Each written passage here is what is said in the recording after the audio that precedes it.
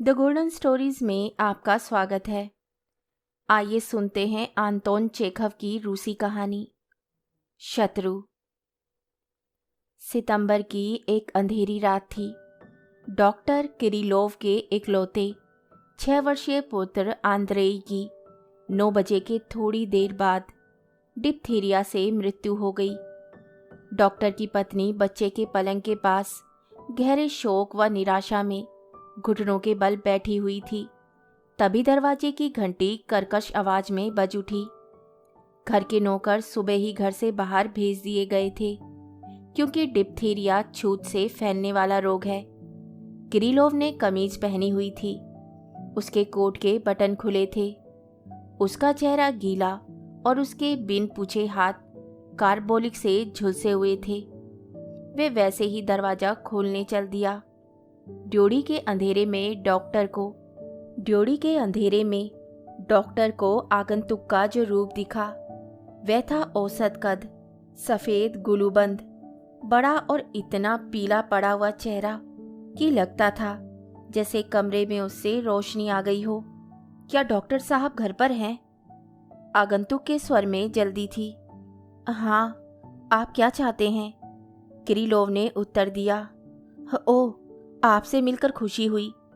आगंतुक ने प्रसन्न होकर अंधेरे में डॉक्टर का हाथ टटोला और उसे पा लेने पर अपने दोनों हाथों से जोर से दबाकर कहा, बेहद खुशी हुई। हम लोग पहले मिल चुके हैं। मेरा नाम अबोगिन है। गर्मियों में गचुनेव परिवार में आपसे मिलने का सौभाग्य हुआ था। आपको घर पर पाकर मुझे खुशी हुई। भगवान के लिए मुझ पर कृपा करें और फौरन मेरे साथ चले। मैं आपसे प्रार्थना करता हूँ। मेरी पत्नी बेहद बीमार है। मैं गाड़ी लाया हूँ। आगंतुक की आवाज और उसके हाव भाव से लग रहा था कि बेहद घबराया हुआ है। उसकी सांस बहुत तेज चल रही थी और वह कांपती हुई आवाज में तेजी से बोल रहा था, मानो वह किसी अग्निकांड या पागल कुत्ते से बचकर भागता हुआ आ रहा हो। उसकी बात में साफ दिली झलक रही थी और वह किसी सहमे हुए बच्चे जैसा लग रहा था। वह छोटे छोटे अधूरे वाक्य बोल रहा था और बहुत सी ऐसी फालतू बातें कर रहा था जिनका मामले से कोई लेना देना नहीं था। मुझे डर था कि आप घर पर नहीं मिलेंगे। आगंतुक ने कहना जारी रखा। भगवान के लिए आप अपना कोट पहने और चलें। दरअसल हुआ यह कि पापचिंस्की, आप उसे जानते हैं, एलेक्जेंडर सेमयोनोविच पापचिंस्की मुझसे मिलने आया। थोड़ी देर हम लोग बैठे बातें करते रहे। फिर हमने चाय पी। एकाएक मेरी पत्नी चीखी और सीने पर हाथ रखकर कुर्सी पर निढाल हो गई। उसे उठाकर हम लोग पलंग पर ले गए। मैंने अमोनिया लेकर उसकी कनपट्टियों पर मला और उसके मुंह पर पानी छिड़का, किंतु वह बिल्कुल मरी सी निढाल पड़ी है। मुझे डर है उसे कहीं दिल का दौरा ना पड़ा हो। आप चलिए। उसके पिता की मौत भी दिल का दौरा पड़ने से हुई थी। किरिलोव चुपचाप ऐसे सुनता रहा जैसे वह रूसी भाषा समझता ही ना हो। जब आगंतुक अबोगिन ने फिर पापचिंस्की और अपनी पत्नी के पिता का जिक्र किया और अंधेरे में दोबारा उसका हाथ ढूंढना शुरू किया, तब उसने सिर उठाया और उदासीन भाव से हर शब्द पर बल देते हुए बोला, मुझे खेद है कि मैं आपके घर नहीं जा सकूंगा। 5 मिनट पहले मेरे बेटे की मौत हो गई है। अरे नहीं। पीछे हटते हुए अबोगिन फुसफुसाया, हे भगवान, मैं कैसे गलत मौके पर आया हूँ। कैसा अभागा दिन है यह। ये कितनी अजीब बात है। यह कैसा संयोग है। कौन सोच सकता था। उसने दरवाजे का हत्था पकड़ लिया। वह समझ नहीं पा रहा था कि डॉक्टर की मिन्नत करे या लौट जाए। फिर वह किरिलोव की बांह पकड़कर बोला, मैं आपकी हालत बखूबी समझता हूँ। भगवान जानता है, ऐसे बुरे वक्त में आपको परेशान करने के लिए मैं शर्मिंदा हूँ। लेकिन मैं क्या करूँ, आप ही बताइए, मैं कहाँ जाऊँ। इस जगह आपके अलावा कोई डॉक्टर नहीं है। भगवान के लिए आप मेरे साथ चलिए। वहाँ चुप्पी छा गई। किरिलोव अबोगिन की ओर पीठ फेरकर 1 मिनट तक चुपचाप खड़ा रहा। फिर वे धीरे धीरे ड्योढ़ी से बैठक में चला गया। उसकी चाल यंत्रवत और अनिश्चित थी। बैठक में अंजलि लैंप शेड की झालर सीधी करने और मेज पर पड़ी एक मोटी किताब के पन्ने उलटने के उसके खोए खोए अंदाज से लग रहा था कि उस समय उसका न कोई इरादा था, न उसकी कोई इच्छा थी, और ना ही वह कुछ सोच पा रहा था। वह शायद यह भी भूल गया था कि बाहर ड्योढ़ी में कोई अजनबी खड़ा है। कमरे के सन्नाटे और धुंधलके में उसकी विमूढ़ता और मुखर हो उठी थी। बैठक से कमरे की ओर बढ़ते हुए उसने अपना दाहिना पैर जरूरत से ज़्यादा उठा लिया और फिर दरवाजे की चौखट ढूंढने लगा। उसकी आकृति से एक तरह का भौचक्कापन झलक रहा था, जैसे वे किसी अनजाने मकान में भटक आया हो। रोशनी की एक चौड़ी पट्टी कमरे की एक दीवार और किताबों की अलमारियों पर पड़ रही थी। वह रोशनी इथर और कार्बोलिक की तीखी और भारी गंध के साथ सोने वाले उस कमरे से आ रही थी, जिसका दरवाजा थोड़ा सा खुला हुआ था। डॉक्टर मेज के पास वाली कुर्सी में जा धंसा। थोड़ी देर तक वे रोशनी में पड़ी किताबों को उनिंदा सा घूरता रहा, फिर उठकर सोने वाले कमरे में चला गया। कमरे में मौत का सा सन्नाटा था। यहाँ की हर छोटी चीज उस तूफान का सबूत दे रही थी जो हाल ही में यहाँ से गुजरा था। यहाँ पूर्ण निस्तब्धता थी। बक्सों, बोतलों और मर्तबानों से भरी तिपाई पर एक मोमबत्ती जल रही थी और अलमारी पर एक बड़ा लैंप जल रहा था। ये दोनों पूरे कमरे को रोशन कर रहे थे। खिड़की के पास पड़े पलंग पर एक बच्चा लेटा था, जिसकी आंखें खुली थी और चेहरे पर अचरज का भाव था।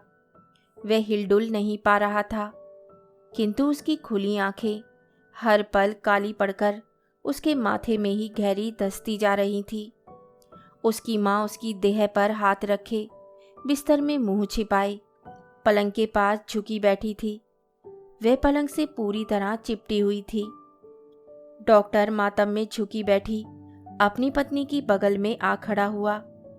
पतलून की जेबों में हाथ डालकर और अपना सिर एक ओर झुकाकर वह अपने बेटे की ओर ताकने लगा। उसका चेहरा भावहीन था।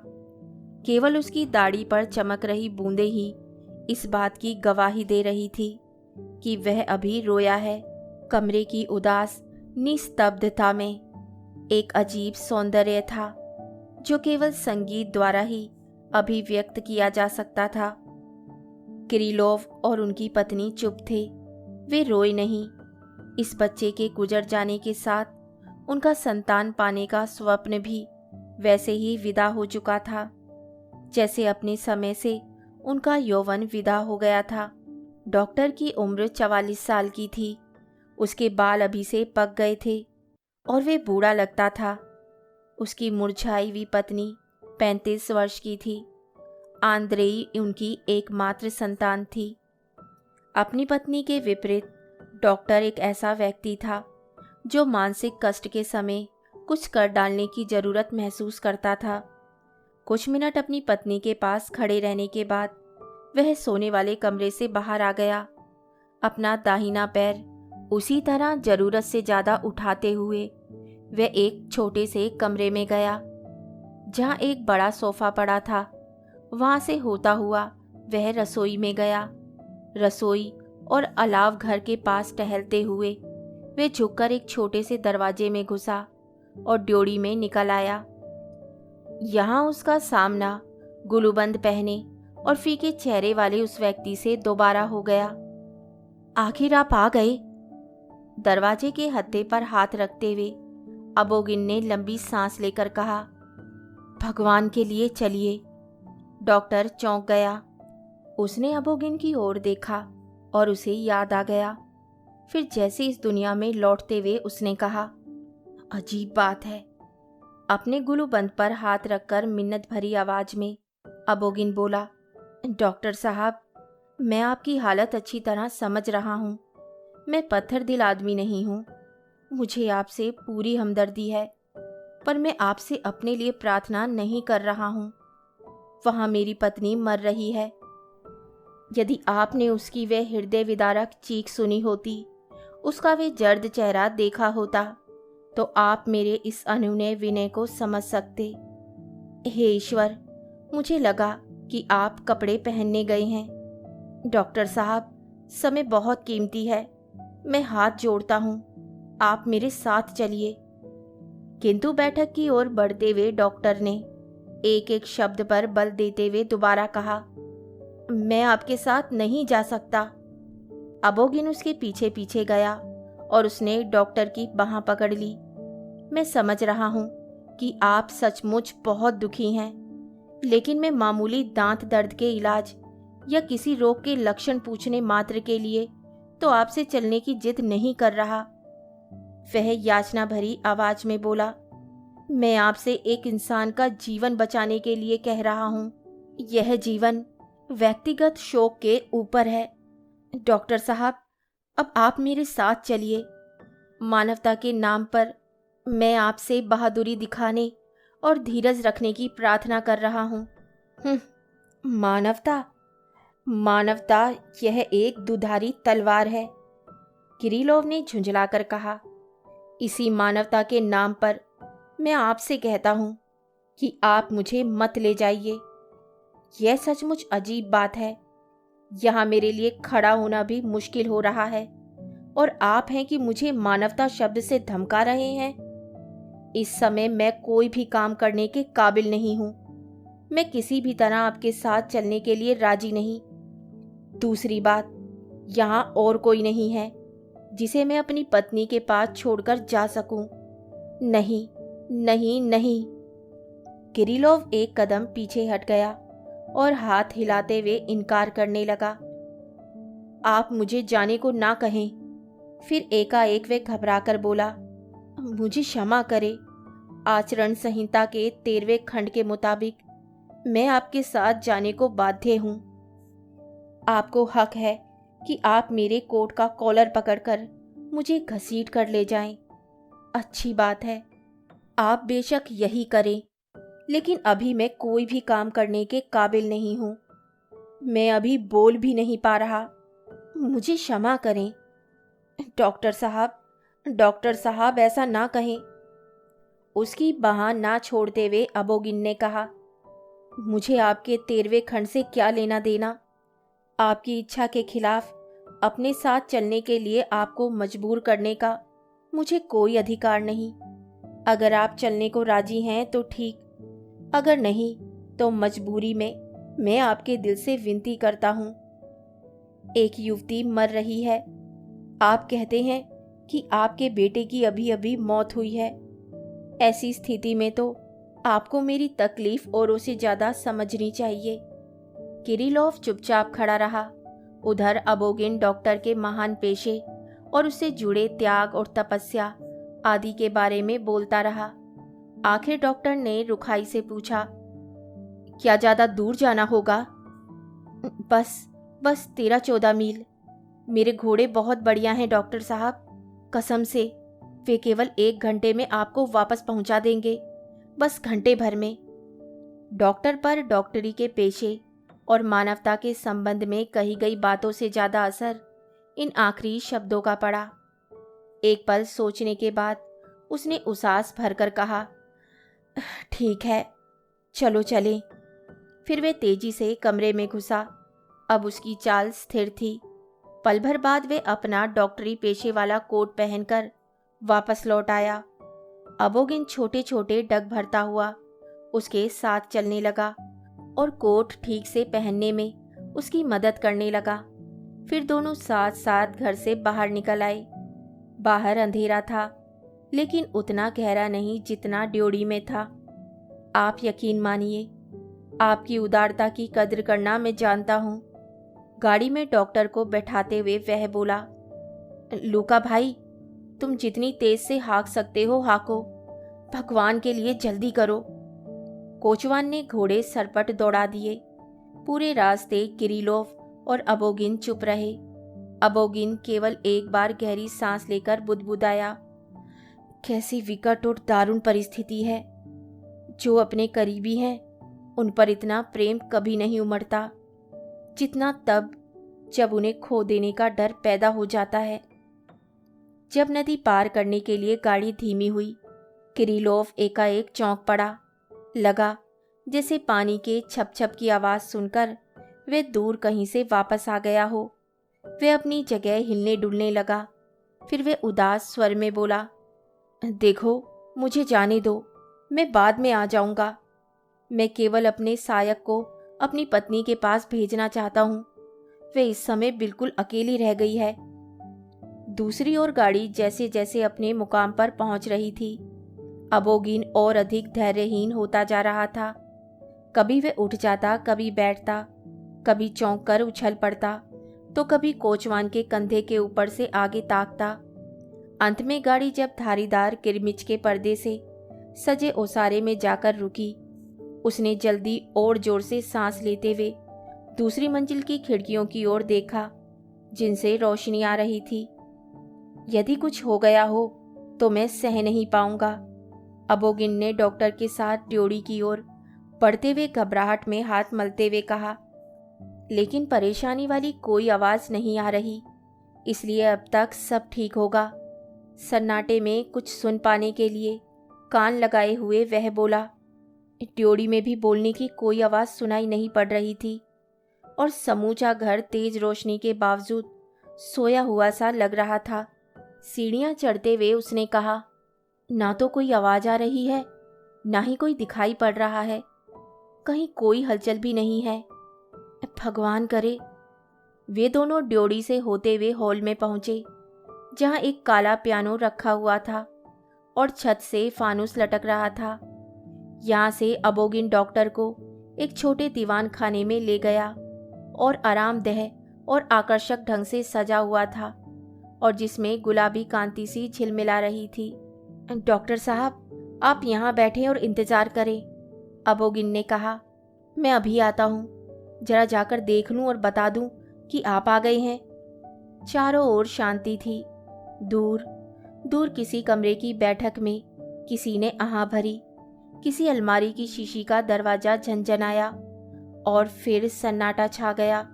लगभग 5 मिनट के बाद किरीलोव ने हाथों की ओर निहारना छोड़कर उस द्वार की ओर देखा जिससे अबोगिन भीतर गया था।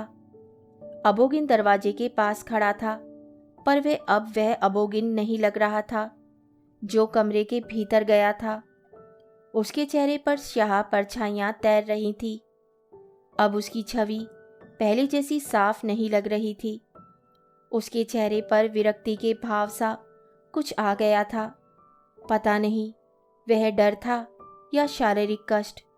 उसकी नाक, मूछें और सारा चेहरा फड़क रहा था, जैसे ये सारी चीज़ें उसके चेहरे से फूटकर अलग निकल पड़ना चाहती हो।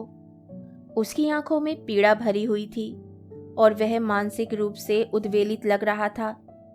लंबे और भारी डग भरता हुआ वे दीवान खाने के बीच आ खड़ा हुआ। फिर वे आगे बढ़कर मुट्ठियां बांधते हुए कराने लगा, वह मुझे दगा दे गई डॉक्टर, वह मुझे दगा दे गई। फिर दगा पर बल देते हुए वह चीखा, मुझे छोड़ गई, वह दगा दे गई। यह सब झूठ क्यों? हे ईश्वर, यह घटिया फरेब भरी चालबाजी क्यों? यह शैतानियत भरा धोखे का जाल क्यों? मैंने उसका क्या बिगाड़ा था? आखिर वह मुझे क्यों छोड़ गई? डॉक्टर के उदासीन चेहरे पर जिज्ञासा की झलक उभर आई। वे उठ खड़ा हुआ और उसने अबोगिन से पूछा, पर मरीज कहाँ है? मरीज? मरीज? हंसता, रोता और मुट्ठियां हिलाता हुआ अबोगिन चिल्लाया, वह मरीज नहीं, पापिन है। इतना कमीनापन, इतना ओछापन, शैतान भी ऐसी घिनौनी हरकत नहीं करता। उसने मुझे यहाँ से भेज दिया। क्यों? ताकि वे उस दलाल, उस भांड के साथ भाग जाए। हे ईश्वर, इससे तो अच्छा होता वह मर जाती। यह बेवफाई मैं नहीं सह सकूंगा, बिल्कुल नहीं। यह सुनते ही डॉक्टर तनकर खड़ा हो गया। उसने आंसुओं से भरी अपनी आंखें झपकाई। उसकी नुकीली दाढ़ी भी जबड़ों के साथ साथ दाएं बाएं हिल रही थी। वह भौचक्का होकर बोला, क्षमा करें, इसका क्या मतलब है? मेरा बच्चा कुछ देर पहले मर गया है। मेरी पत्नी मातम में है और शोक से मरी जा रही है। इस समय वे घर में अकेली है। मैं खुद भी बड़ी मुश्किल से खड़ा हो पा रहा हूँ। 3 रातों से मैं सोया नहीं हूँ और मुझे क्या ऐसी भद्दी नौटंकी में शामिल होने के लिए यहाँ बुलाया गया है? मेरी तो कुछ समझ में नहीं आ रहा। अबोगिन ने एक मुट्ठी खोली और एक मुड़ा तुड़ा सा पुर्जा फर्श पर डालकर उसे कुचल दिया, मानो वह कोई कीड़ा हो जिसे वे नष्ट कर डालना चाहता था। अपने चेहरे के सामने मुट्ठी हिलाते हुए दांत भींचकर वह बोला, और मैंने कुछ समझा ही नहीं, कुछ ध्यान ही नहीं दिया। वह रोज मेरे यहाँ आता था। इस बात पर गौर नहीं किया, यह भी नहीं सोचा कि आज वह मेरे घर बग्घी में आया था। बग्घी में क्यों? मैं अंधा और मूर्ख था जिसने इसके बारे में सोचा ही नहीं। अंधा और मूर्ख।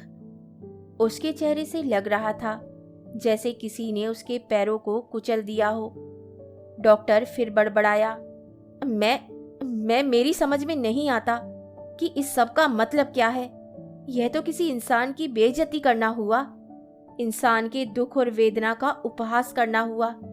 यह बिल्कुल नामुमकिन बात है। ये भद्दा मजाक है। मैंने अपनी जिंदगी में ऐसी बात कभी नहीं सुनी। उस व्यक्ति की तरह जो अब समझ गया है कि उसका घोर अपमान किया गया है, डॉक्टर ने अपने कंधे उचकाए और बेबसी में हाथ फैला दिए। बोलने या कुछ भी कर सकने में असमर्थ वह फिर आराम कुर्सी में धंस गया। तो तुम अब मुझसे प्रेम नहीं करती, किसी दूसरे से प्रेम करती हो। ठीक है, पर यह धोखा क्यों, यह ओछी दगाबाजी क्यों? अबोगिन रोवा से स्वर में बोला, इससे किसका भला होगा? मैंने तुम्हारा क्या बिगाड़ा था? तुमने ये घटिया हरकत क्यों की? क्यों की? डॉक्टर, वह आवेग में चिल्लाता हुआ किरिलोव के पास पहुंच गया। आप अनजाने में मेरे दुर्भाग्य के गवाह बन गए हैं और मैं आपसे सच्ची बात नहीं छिपाऊंगा। मैं कसम खाकर कहता हूं कि मैं उस औरत से मोहब्बत करता था। मैं उसका गुलाम था। मैं उसकी पूजा करता था। मैंने उसके लिए हर चीज कुर्बान कर दी। अपने संबंधियों से झगड़ा किया, नौकरी छोड़ दी, संगीत का अपना शौक छोड़ दिया। इन बातों के लिए उसे माफ कर दिया जिनके लिए वे अपनी बहन या माँ को कभी माफ नहीं करता। मैंने उसे कभी कड़ी निगाह से नहीं देखा। मैंने उसे कभी बुरा मानने का जरा सा भी मौका नहीं दिया। ये सब झूठ और फरेब है। क्यों? अगर तुम मुझे प्यार नहीं करती थी तो वे साफ साफ कह क्यों नहीं दिया? इन सब मामलों में तुम मेरी राय जानती थी। कांपते हुए, आंखों में आंसू भरे अबोगिन ने अपना दिल डॉक्टर के सामने खोलकर रख दिया। वह भावोद्रेक में बोल रहा था, सीने से हाथ लगाए हुए। बिना किसी झिझक के वह गोपनीय घरेलू बातें बता रहा था। असल में एक तरह से आश्वस्त सा होता हुआ कि आखिरकार ये गोपनीय बातें अब खुल गईं। यदि इसी तरह वह घंटे भर और बोल लेता, अपने दिल की बात कह लेता, गुबार निकाल लेता, तो यकीनन वे स्वस्थ महसूस करने लगता। कौन जाने यदि डॉक्टर दोस्ताना हमदर्दी से उसकी बात सुन लेता। शायद जैसा कि अक्सर होता है, वह ना नुकुर किए बिना और अनावश्यक गलतियां किए बिना ही अपनी किस्मत से संतुष्ट हो जाता। लेकिन हुआ कुछ और ही। उधर अबोगिन बोलता जा रहा था, इधर अपमानित डॉक्टर के चेहरे पर एक बदलाव सा होता दिखाई दे रहा था। उसके चेहरे पर जो स्तब्धता और उदासीनता का भाव था वह मिट गया और उसकी जगह क्रोध और अपमान ने ले ली। उसका चेहरा और भी हठपूर्ण और कठोर हो गया। ऐसी हालत में अबोगिन ने उसे धार्मिक पादरियों जैसे भाव शून्य और रूखे चेहरे वाली एक सुंदर नवयुवती की फोटो दिखाते हुए पूछा कि क्या कोई यकीन कर सकता है कि ऐसे चेहरे वाली स्त्री झूठ बोल सकती है, छल कर सकती है? डॉक्टर अबोगिन के पास से पीछे हट गया और भौचक्का होकर उसे देखने लगा। आप मुझे यहाँ लाए ही क्यों? डॉक्टर बोला। उसकी दाढ़ी हिल रही थी। आपने शादी की क्योंकि आपके पास इससे अच्छा और कोई काम नहीं था और इसलिए आप अपना ये घटिया नाटक मनमाने ढंग से खेलते रहे। पर मुझे इससे क्या लेना देना? मेरा आपसे इस प्यार मोहब्बत से क्या सरोकार? मुझे तो चैन से जीने दीजिए। आप अपनी मुक्केबाजी कीजिए, अपने मानवतावादी विचार बघारिए, वायलिन बजाइए, मुर्गे की तरह मोटे होते जाइए, पर किसी को जलील मत कीजिए। यदि आप उनका सम्मान नहीं कर सकते तो कृपा करके उनसे अलग ही रहिए। अबोगिन का चेहरा लाल हो गया। उसने पूछा, इसका मतलब क्या है? इसका मतलब यह है कि लोगों के साथ ये कमीना और कुत्सित खिलवाड़ है। मैं डॉक्टर हूँ। आप डॉक्टरों को, बल्कि हर ऐसा काम करने वालों को जिसमें से इत्र और वेश्यावृत्ति की गंध नहीं आती, नौकर और अर्दली किस्म का आदमी समझते हैं। आप जरूर समझिए, लेकिन दुखी व्यक्ति की भावनाओं से खिलवाड़ करने का, उसे नाटक की सामग्री समझने का आपको कोई हक नहीं। अबोगिन का चेहरा गुस्से से फड़क रहा था। उसने ललकार कर पूछा, मुझसे ऐसी बात करने की आपकी हिम्मत कैसे हुई? मेज पर घूंसा मारते हुए डॉक्टर चिल्लाया, मेरा दुख जानते हुए भी अपनी अनाप शनाप बातें सुनाने के लिए मुझे यहाँ लाने की हिम्मत आपको कैसे हुई? दूसरों के दुख का मखौल करने का हक आपको किसने दिया? अबोगिन चिल्लाया, आप जरूर पागल हैं। कितने बेरहम हैं आप। मैं खुद कितना दुखी हूं। और खिड़ना से मुस्कुराकर डॉक्टर ने कहा, दुखी? आप इस शब्द का इस्तेमाल मत कीजिए। इसका आपसे कोई वास्ता नहीं। जो आवारा निकम्मे कर्ज नहीं ले पाते वे भी अपने को दुखी कहते हैं। मोटापे से परेशान मुर्गा भी दुखी होता है। घटिया आदमी। गुस्से से पिनपिनाते हुए अबोगिन ने कहा, जनाब, आप अपनी औकात भूल रहे हैं। ऐसी बातों का जवाब लातों से दिया जाता है। अबोगिन ने जल्दी से अंदर की जेब टटोलकर उसमें से नोटों की एक गट्टी निकाली और उसमें से 2 नोट निकालकर मेज पर पटक दिए। नथुने फड़काते हुए उसने हिकारत से कहा, यह रही आपकी फीस। आपके दाम अदा हो गए। नोटों को जमीन पर फेंकते हुए डॉक्टर चिल्लाया, रुपये देने की गुस्ताखी मत कीजिए। यह अपमान इससे नहीं धुल सकता। अबोगिन और डॉक्टर एक दूसरे को अपमानजनक और भद्दी बद्दी बातें कहने लगे। उन दोनों ने जीवन भर शायद सन्निपात में भी कभी इतनी अनुचित, बेरहम और बेहुदी बातें नहीं कही थी। दोनों में जैसे वेदनाजन्य अहम जाग गया था। जो दुखी होते हैं उनका अहम बहुत बढ़ जाता है। वह क्रोधी, नृशंस और अन्यायी हो जाते हैं। वे एक दूसरे को समझने में मूर्खों से भी ज़्यादा असमर्थ होते हैं। दुर्भाग्य लोगों को मिलाने की जगह अलग करता है। प्राय यह समझा जाता है कि एक ही तरह का दुख पड़ने पर लोग एक दूसरे के नज़दीक आ जाते होंगे, लेकिन हकीकत यह है कि ऐसे लोग अपेक्षाकृत संतुष्ट लोगों से बहुत ज़्यादा नृशंस और अन्यायी साबित होते हैं। डॉक्टर चिल्लाया, मेहरबानी करके मुझे मेरे घर पहुंचा दीजिए। गुस्से से उसका दम फूल रहा था। अबोगिन ने जोर से घंटी बजाई। जब उसकी पुकार पर भी कोई नहीं आया तो गुस्से में उसने घंटी फर्श पर फेंक दी। कालीन पर एक हल्की, खोखली आहासी भरती हुई घंटी खामोश हो गई। तब एक नौकर आया। घूसा ताने अबोगिन जोर से चीखा, कहाँ मर गया था तू? बेड़ा गर्क हो तेरा। तू अभी था कहाँ? जा इस आदमी के लिए गाड़ी लाने को कह और मेरे लिए बग्घी निकलवा। जैसे ही नौकर जाने के लिए मुड़ा, अबोगिन फिर चिल्लाया, ठहर। कल से इस घर में एक भी गद्दार दगाबाज नहीं रहेगा। सब निकल जाएं, दफा हो जाएं यहाँ से। मैं नए नौकर रख लूंगा। बेईमान कहीं के। गाड़ियों के लिए प्रतीक्षा करते समय डॉक्टर और अबोगिन खामोश रहे। नाजुक सुरुचि का भाव अबोगिन के चेहरे पर फिर लौट आया था। बड़े सभ्य तरीके से वह अपना सिर हिलाता हुआ, कुछ योजना सी बनाता हुआ कमरे में टहलता रहा। उसका गुस्सा अभी शांत नहीं हुआ था, पर वह ऐसा जाहिर करने का प्रयास कर रहा था जैसे कमरे में शत्रु की मौजूदगी की ओर उसका ध्यान भी न गया हो। उधर डॉक्टर एक हाथ से मेज पकड़े हुए स्थिर खड़ा अबोगिन की ओर हिकारत से देख रहा था, गोया वे उसका शत्रु हो। कुछ देर बाद जब डॉक्टर गाड़ी में बैठा अपने घर जा रहा था, उसकी आंखों में तब भी वही घृणा का भाव कायम था। घंटे भर पहले जितना अंधेरा था अब वे ज्यादा बढ़ गया था। दूज का लाल चांद पहाड़ी के पीछे छिप गया था और उसकी रखवाली करने वाले बादल सितारों के आसपास काले धब्बों की तरह पड़े थे। पीछे से सड़क पर पहियों की आवाज़ सुनाई दी और बग्गी की लाल रंग की लालटेनों की चमक डॉक्टर की गाड़ी के आगे आ गई। वह अबोगिन था जो प्रतिवाद करने, झगड़ा करने पर उतारू था।